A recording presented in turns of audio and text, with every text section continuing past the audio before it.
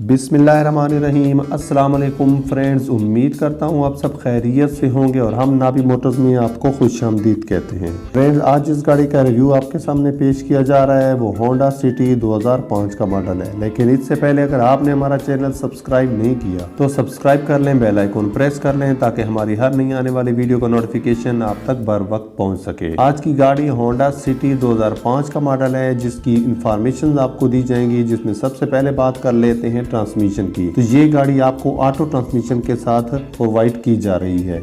Engine capacity की अगर बात की जाए तो 1300 सीसी में ये गाड़ी आपको दी जाती है। बॉडी टाइप की बात की जाए तो सेडान में है। अगर माइलेज की बात की जाए तो 15 साल में 1,05,000 किलोमीटर तक अपनी माइलेज कंप्लीट करती है। अगर इंजन टाइप की बात की जाए तो ये गाड़ी पेट्रोल पर है। और रजिस्ट्रेशन की अगर बात की जाए रजिस्ट्रेशन सिटी की, तो रजिस्ट्रेशन सिटी जो इसका है वो कराची है और ये गाड़ी इस वक्त गुलशन इकबाल कराची में मौजूद है। अगर कलर की हम बात करते हैं तो ग्रे मेटालिक कलर में ये गाड़ी आपको दी जाती है।